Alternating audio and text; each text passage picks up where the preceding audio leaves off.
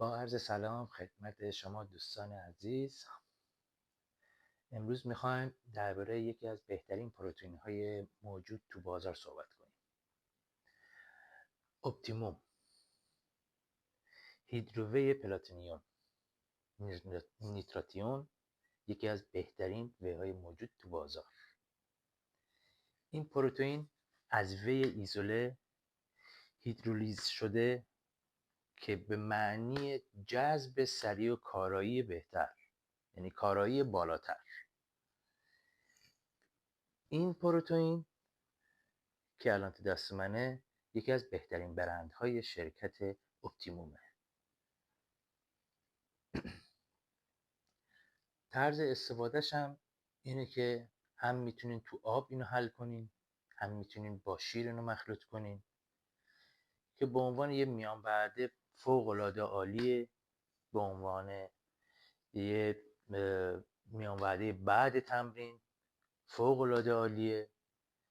این پروتئین که تو هر سروینگش، یعنی تو هر کاپش 30 گرم پروتئین تو خودش داره. پروتئین وی اپتیموم که هیدرولیزه شده هستش تقریبا توی هر سروینگش 8 تا 8 گرم BCAA داره که برای ریکاوری عضلات فوق العاده عالیه، مخصوصا بعد تمرین یه چیز فوق العاده ایدئالیه. این پروتئین من به شخصی که خیلی ازش راضی هستم، خودم اینو استفاده میکنم چون تو دوران رژیم و کات فوق العاده عالیه، چون شکرش فوق العاده کمه، تقریبا میشه گفت که 0.3 گرم شکر داره تو هر 100 گرمش. بعد کربوهیدراتش خیلی کمه، کربوهیدراتش تقریبا 4 تو هر سروینگش تقریبا میشه 1% کربوهیدرات. تو هر 40 گرمش که تقریبا میشه گفت 1 اسکوپ یه خورده بیشتر، میشه گفت که 0.1 گرم شکر داره. پس برای کسانی که تو رژیم کات هستن فوق العاده مناسب و عالیه.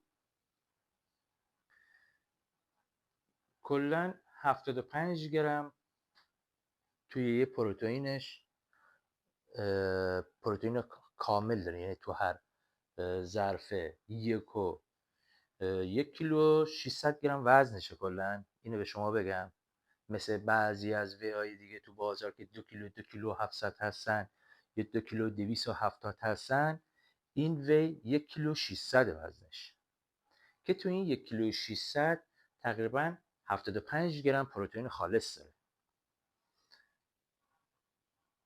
خلاصه بهتون بگم من خیلی از این وی راضی هستم. به شما پیشنهاد میدم که اگه شما قبلا این پروتئین استفاده کردین یا اگه نظری، پیشنهادی یا تجربه‌ای دارین درباره این پروتئین، لطفاً تو کامنت ها برای من بنویسین که من بتونم هم من از نظرات پیشنهاد شما استفاده کنم، همین که میخوام ببینم که واقعا شما چقدر نتیجه گرفتین از این پروتئین. از همتون خیلی خوشحالم که تو کانال یوتیوب ما میاین، بعد ما رو حمایت میکنین. امیدوارم که دفعات بعد بتونم اطلاعات بیشتری درباره مکمل های دیگه، پروتئین های دیگه و آمینو، BCAA و حتی AAA برای شما بذارم که بتونیم از نظرات پیشنهادات همدیگه استفاده کنیم. شب و روز همگی خوش.